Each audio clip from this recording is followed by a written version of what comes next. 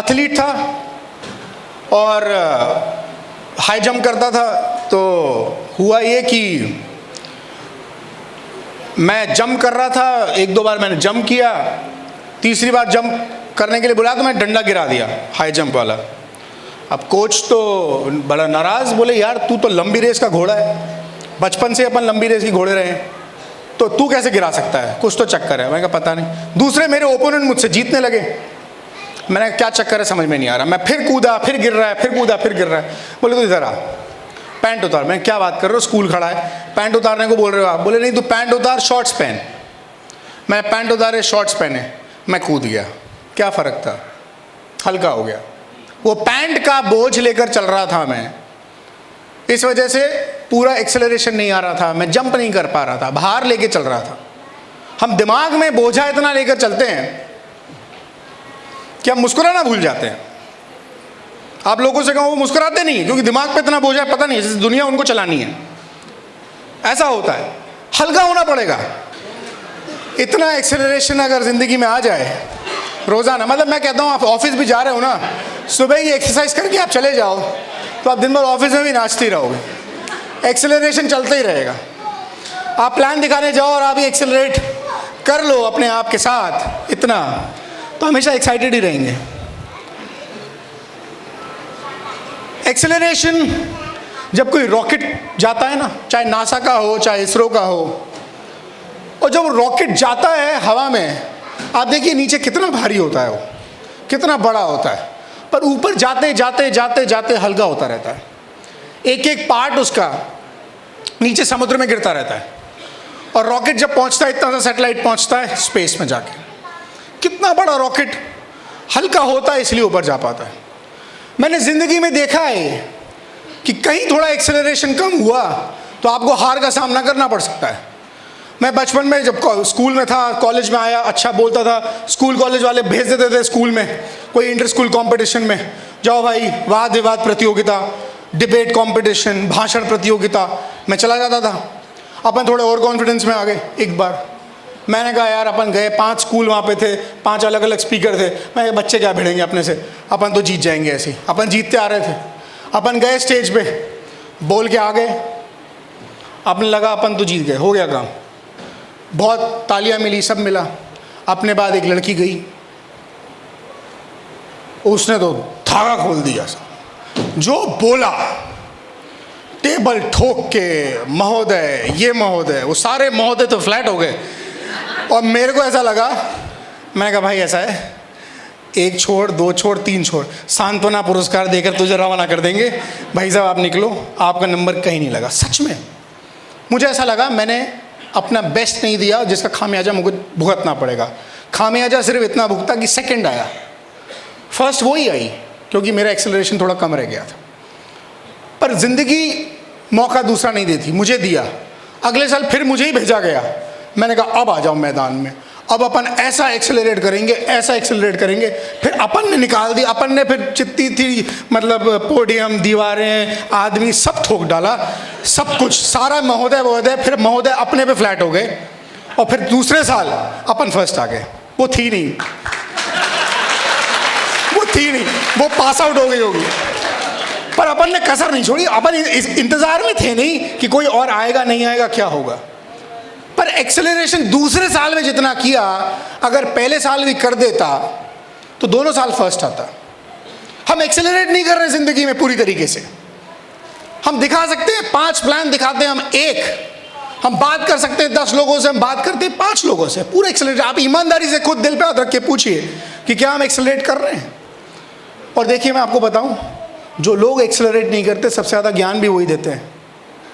हम एक बार 3 दोस्त एक ट्रिप पे गए, 10 दिन का ट्रिप था। हमने कहा साधन बहुत, कौशिक साहब हमने सोचा साधन बहुत अच्छा लेते हैं, तो साधन फरारी तो नहीं मिलती है किराए पे, हमने कहा इनोवा मिलती है, इनोवा ले लेते हैं। इनोवा ले ली, साधन बहुत अच्छा था, पर ड्राइवर साहब को तो एक्सेलरेट करना का मन ही नहीं था। अब वो चले 60 पे चिपक के, और हम 3 दोस्त उसकी शक्ल देखें ऐसे, वो 60 पे चले, वो 60 से 61 नहीं हो, पूरा हाईवे तेजपाल जी खाली, जाने वाला खाली, आने वाला खाली। हम उससे कह रहे हैं भाई तू स्पीड बढ़ा ले, अब वो हमको ज्ञान दे रहा है, क्या फायदा, कुत्ता आ गया तो। मैंने कहा जब आएगा तब निपट लेंगे मेरे भाई, तू 60 से बड़ा तो सही, क्या फायदा, बारिश का मौसम है, पानी है, स्लिप हो जाएगी गाड़ी। अब आप मुझे बताओ, फरारी वाला जो हम थे अभी कुछ देर पहले, हम जब 250 की स्पीड पे चल रहे थे, हमको टाइम था ज्ञान देने का किसी को? आपकी गाड़ी जब 125 पे चलती है, 150 पे चलती है, आपके पास टाइम होता है बगल में, बोलो मत, देखो सामने। आपकी मतलब ऐसा होता है कि मुझे जी क्या कुछ रिस्क है, बिल्कुल रिस्क है, हाई स्पीड पे चलेंगे तो रिस्क है, थ्रिल है, रिस्क है तो थ्रिल भी है, और इसलिए हम चल रहे हैं एकदम कॉन्सेंट्रेट, ज्ञान नहीं दे सकता। और बैलगाड़ी वाला लैपटॉप चला ले, वो बैलगाड़ी की स्पीड क्या होती है, उसके में एक्सेलरेशन नहीं, लैपटॉप चला ले वो। तो ज्ञान भी वही देते जिनकी जिंदगी में एक्सेलरेशन नहीं होता। आप देख लीजिएगा, जिनकी गाड़ी धीरे धीरे धीरे धीरे चल रही है, सबसे ज़्यादा टाइम है उनके पास, उन्हें किसी से कोई लेना देना नहीं है। एक्सेलरेट करने का मौका, साधन आपके पास आ गया है। मैं जान सकता हूं, हालांकि सवाल मैं बहुत देर बाद पूछ रहा हूं, पर फिर भी अभी जो स्पीकर आने वाले हैं, आपको अभी और बहुत कुछ मिलने वाला है। मुझे नहीं लगता कि इससे ज़्यादा कोई और आपको इस अपॉर्चुनिटी के लिए बताने के लिए इस समय इस देश में कोई और है, उनसे ज़्यादा कोई सफल, उनसे ज़्यादा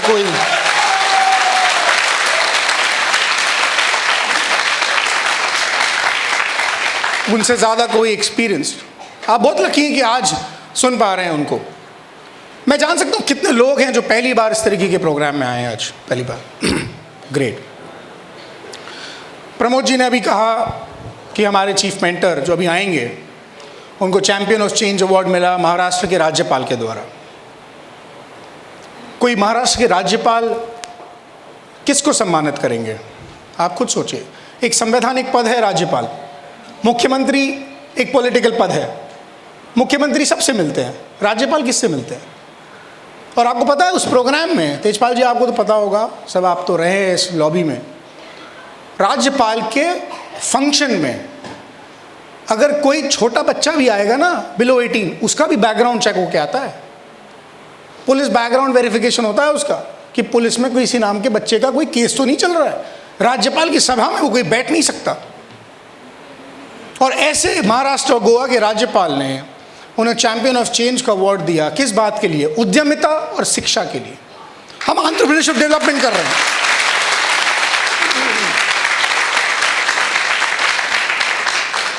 हम एंटरप्रेन्योरशिप डेवलपमेंट के काम में हैं, एंटरप्रेन्योरशिप डेवलपमेंट कर रहे हैं, हम उद्यमिता सिखा रहे हैं, शिक्षा दे रहे हैं। और मज़े की बात तो ये थी कि जब प्रोग्राम ख़त्म हुआ और हम वो VIP लाउंज में थे जहाँ पे सारे लोग थे जिन जिनको अवार्ड मिला, जैकी श्रॉफ वहाँ पर थे, दिया मिर्ज़ा थी, नवाजुद्दीन सिद्दीकी, ये सब एक्टर्स जिनके आप नाम जानते होंगे, उदित नारायण जो सिंगर हैं, कुछ ऐसे भी थे जिनको पद्मश्री से सम्मानित किया गया है, अभी उन्हें पद्मश्री मिली। अनाउंस पहले हो गया था, प्रोग्राम अभी हुआ। पोपट राव जी एक थे, सिंधुताई सपकल जिन्होंने बच्चों के लिए बहुत काम किया, इस तरह के लोग वहाँ पर थे। और बहुत सारी भीड़ लग रही थी। जैकी श्रॉफ फोटो खिंचाना है, ऑटोग्राफ लेना है, दिया मिर्ज़ा के साथ। मेरे चेहरे पे मुस्कुराहट थी, मैं बड़ा मुस्कुरा रहा था।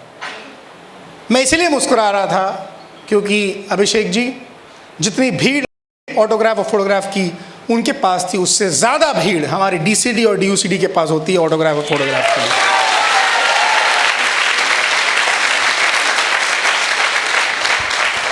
आपने ताली बजा ली, पर रीज़न पता है मैं क्यों बोल रहा हूँ ये बात? मेरे पास बहुत स्ट्रॉन्ग रीज़न है। जैकी श्रॉफ जिन लोगों को ऑटोग्राफ दे रहा था, जिनके साथ फोटोग्राफ खिंचवा रहा था, वो उनको छू के उनसे हाथ मिला के ये बात नहीं बोल सकता मैं अच्छा एक्टर हूँ, तुम भी अच्छे एक्टर बन सकते हो। दिया मिर्ज़ा,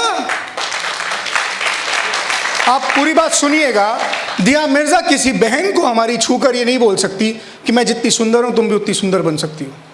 नवाजुद्दीन सिद्दीकी नहीं बोल सकता, उदित नारायण नहीं बोल सकता, या आदित्य नारायण नहीं बोल सकता कि मैं अच्छा सिंगर हूं, तुम भी अच्छे सिंगर बन सकते हो। पर हमारा DCD और DUCD ये बोल सकता है कि तुम भी एक दिन सफल बन सकते हो, एक दिन गाड़ी आ सकती है। और इसीलिए हमारे DCD और DUCD के पास ज्यादा भीड़ होती है फोटो खिंचाने के लिए और ऑटोग्राफ के लिए, क्योंकि वो व्यक्ति होप देता है कि आप भी कर सकते हो। कोई और दुनिया में नहीं है जो होप दे सकता है। इस धरती पे नहीं है। मेरे साथ ऐसा हुआ, आपने देखा होगा रिले रेस होती है। देखो प्रोग्राम का नाम एक्सेलरेट है, सारी चीज़ें रेस और एक्सेलरेशन से जुड़ी होंगी। रिले रेस होती है जिसमें बेटन होता है, बेटन देते हैं अपन। मनोज जी आपने देखा होगा, बेटन देते हैं, एक देता है दूसरे को देता है। आप थे एथलीट, भागे होंगे आप। 4 लोगों की टीम होती है, 4 into 100 मीटर्स, बेटन देते हैं। बेटन एक देता है, दूसरे को देता है, तीसरे को देता है। सबकी जिम्मेदारी होती है ना मुद्दत जी भागने की तेज, क्योंकि टीम को जीतना होता है। हमारे साथ नुकसान ही हो रहा था, 5 साल से हम जीत नहीं पा रहे थे। 5 साल हो गए थे, हमारी टीम जीत नहीं पा रही थी, बदनामी हो रही थी, हमारा हाउस बदनाम हो रहा था। स्कूल वाले बोल रहे थे, हमारे हाउस वाले बोल रहे थे, यार तुम्हारे बस की नहीं है, तुम 4 लोग मिलकर एक रेस नहीं जीत सकते। हमने कहा 5 साल हो गए, अब तो कुछ करना पड़ेगा। मैंने जिम्मेदारी ली, मैंने कहा मैं चौथे नंबर पे जाकर खड़ा होऊंगा। क्यों मैंने जिम्मेदारी क्यों ली? क्योंकि मुझे ये पता था कि अगर 1 नंबर वाला धीरे भागेगा तो मैं उसे कवर करूंगा, 2 नंबर वाला धीरे भागेगा तो मैं कवर करूंगा, 3 नंबर वाला भागेगा तो मैं कवर करूंगा। मेरी जिम्मेदारी है रेस जीतने की, मैं जीतूंगा, पूरी टीम जीत जाएगी। और मैं जाकर जैसे ही खड़ा हुआ चौथे नंबर पे, मेरे बगल वाला जो लड़का था जो भागने वाला था, मेरा ओपोनेंट, उसने गाली बकी, लिटरली गाली बकी, जो मैं यहाँ बोल नहीं सकता, पर मैंने उस पर ध्यान नहीं दिया। मैं उस पर ध्यान देता तो मैं रेस भूल जाता, फिर मैं गाली गलौज में लग जाता। हमारे साथ क्या होता है, हम जाते हैं, हमें कोई रिजेक्ट करता है, हमें कोई बुरा भला कहता है, हम उससे तू तड़ाके में लग जाते हैं, हम जवाब देते ही नहीं हैं। वो अपना जाने। मेरा पर्पस क्या था? मेरा पर्पस था रेस जीतना, गाली गलौज में जीतना मेरा पर्पस नहीं था। सवाल जवाब करके उससे जवाब तलब करके मेरा कोई मतलब नहीं था। मैंने उस पर ध्यान भी नहीं दिया, मैंने देखा भी नहीं। वो चाहता तो कुछ भी कर सकता था, पर मैंने उसे कोई छेड़ा नहीं, मैंने कुछ उससे बोला नहीं। और मेरे पास जब मेरा पहला ओपोनेंट भागा, रेस की शुरुआत हुई, जैसे अभी हम सब भागे थे, तो वो दूसरे नंबर पे था। उसने दूसरे नंबर पे दूसरे नंबर वाले को बेटन दिया, दूसरे नंबर वाले ने दूसरे नंबर पे तीसरे वाले को बेटन दिया, तीसरे वाले ने मुझे, चौथे नंबर पे मैं था, मुझे भी दूसरे नंबर पे ही मिला। मैं चाहता तो बहाने मार सकता था कितने भी, कोई तरीका हुआ क्या, तूने मेरे को 2 नंबर पे दिया, दूसरा भी मेरे को 2 नंबर पे दे रहा है, ये मुझे गाली बक रहा है, मौसम खराब है, 5 साल से हम जीते नहीं, अब क्या कर लेंगे, क्या उखाड़ लेंगे। कितने सारे बहाने थे मेरे पास। किसी ने बहुत अच्छी बात कही है, माउंट एवरेस्ट पे चढ़ने के लिए आपके पास एक रास्ता है, पर गिरने के 1000 रास्ते हैं। आप एक बार चढ़ जाओ माउंट एवरेस्ट पे, रास्ता एक ही है, पर वहां से गिरने के 1000 रास्ते हैं कि आप कैसे भी गिर सकते हो। आपके पास नहीं करने के 1000 बहाने हो सकते हैं, करने के लिए सिर्फ एक रीजन चाहिए। मेरे को दूसरे नंबर पे बेटन मिला, मैंने मेरा पूरा एक्सेलरेशन इस्तेमाल किया, फुल एक्सेलरेट किया, जितनी ताकत लगा सकता उतनी ताकत लगा। और दोस्त, मैं 1 कदम के फासले से जीता, 5 साल बाद 1 कदम के फासले से। और वो खुशी का ठिकाना नहीं था। 5 साल बाद हम जीते, और वही जिसने गाली बकी थी ना, जब मैं जीत गया और मैं भागता हुआ जा रहा था कि हम 5 साल बाद रेस जीत गए, गोल्ड मेडल जीत गए, तो वही जिसने गाली बकी थी वही पीछे पीछे आया, सर्वज्ञ 1 कदम। मैंने कहा हाँ, अब तू कर ले 1 कदम, अब क्या 1 कदम कर ले। सच में ऐसा रियल स्टोरी है, उसका नाम भी जानता हूँ, सब जानता हूँ। मुझे कई बार डर लगता है कि यार ये लोग कहीं कोई वीडियो ना देख लें, नहीं तो मुझे आ जाएंगे, अच्छा हमारी कहानियाँ सुना रहा है। एक ऐसी और कहानी मुझे याद आ रही है, मैं सुनाए बिना रहूँगा नहीं। पोर्शा की कहानी है। सपने देखने वाले कभी जलते नहीं हैं, और हम सपना देखते हैं।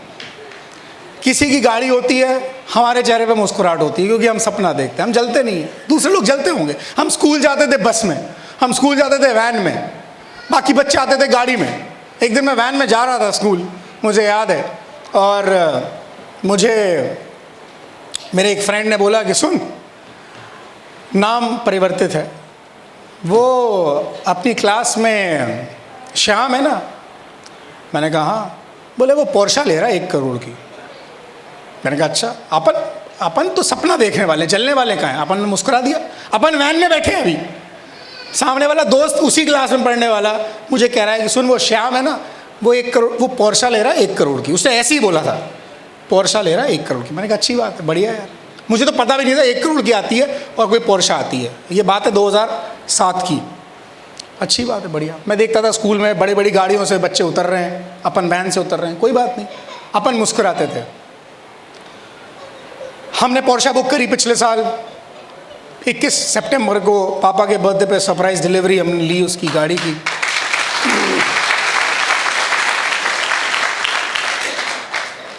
और उसका सेल्स कंसल्टेंट का फ़ोन आया मेरे को, सर बधाइयाँ। मैंने कहा बधाई आप दे चुके हो, गाड़ी बुक हो चुकी है, अब किस बात की बधाई? बोले नहीं सर, हमने जयपुर में एक गाड़ी और बुक कर ली है। तो मैंने कहा आपको बधाई है, मुझे क्यों दे रहे हो? मुझे कोई by one get one free तो है नहीं। मैंने कहा आपको बधाई दे रहा हूँ, आपकी दूसरी गाड़ी बिकी है, आपको बधाई है। बोले हाँ सर सही बात है। मैंने कहा जयपुर तो कोई मतलब पूरे साल में पोर्शे जैसी गाड़ी बिकती है 50-100 पूरे देश में। मैंने कहा है कौन ऐसा, पूछ तो लें अपन। तो बोले सर कोई मिस्टर कपूर है। ये लोग बहुत होशियार होते हैं, नाम पूरा बताते नहीं क्योंकि आप प्राइस डिस्कस कर लोगे। अच्छा सब्जी जैसा मोल भाव ही होता है इसमें भी, सच में बता रहा हूँ। कोई बोलता है मैं 1,50 की दूंगा, कोई बोलता है मैं 1,45 की दे दूंगा। 5-7 लाख का फ़र्क, अच्छा खासा फ़र्क होता है। मतलब वो क्योंकि उनको पता है इनके पास तो ऐसा हो रहा है, उनको तो ऐसा लगता, उन्हें थोड़ी पता है कि सपना देखना पड़ता है, गाड़ी को अचीव करने से पहले पैसा कमाना पड़ता है, तो इसीलिए नेगोशिएशन बहुत होता है। तो वो बोलते हैं कोई मिस्टर कपूर है।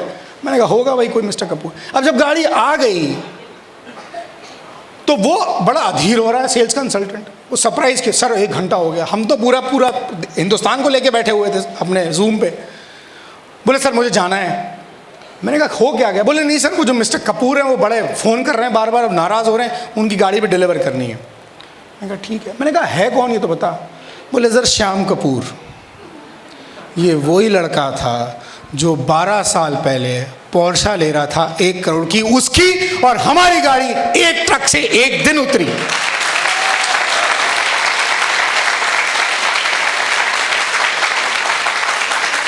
आप कल्पना कर सकते हैं, मेरे रोंगटे खड़े हो गए। उसके दादाजी ने धंधा शुरू किया था, उसके दादाजी हैं 95 साल के, अभी हैं 95 ईयर ओल्ड। तीसरी जनरेशन आगे पोर्शा ले रही है, वो भी कब? बताने के 12 साल बाद, 13 साल बाद। क्योंकि वैन में तो मेरे दोस्त ने 12-13 साल पहले बोला था, 14 साल हो गए होंगे अब। और उसकी और मेरी गाड़ी एक साथ एक दिन ट्रक से उतर रही है। फिर मैंने फ़ोन निकाला और उसको मैसेज किया। मैंने कहा बधाई हो, पोर्शा आ गई 1 करोड़ की, वो आप 1.5 करोड़ की हो। उसने कहा हाँ यार वो आया तो था। मैंने उससे पूछा लेट क्यों हो गया? तो बोला कोई मिस्टर भारेल हैं, उनकी गाड़ी देनी थी। तो मैं तुझे जानता तो था पर मुझे विश्वास नहीं हुआ। मैंने कहा होगा कैसे? उसका मैसेज है मेरे पास, उसका राइटिंग में मैसेज है मेरे पास, मैं आपको दिखा दूंगा। उसने यही लिखा कि मुझे विश्वास नहीं हुआ। मैंने कहा कैसे होगा भाई? मैंने कहा ये तो 6 साल की तपस्या है जो मिलकर हमारे परिवार ने करी है। और दोस्त आपका भी आज एक निर्णय हो सकता है 6 साल बाद आपकी पूरी जिंदगी को बदल देगा। एक बार मेरे साथ खड़े हो सकते हैं? खड़े हो सकते हैं, राइट? कंसोल और एक बार और एक्सेलरेशन। अब एक्सेलरेशन में फर्क आएगा।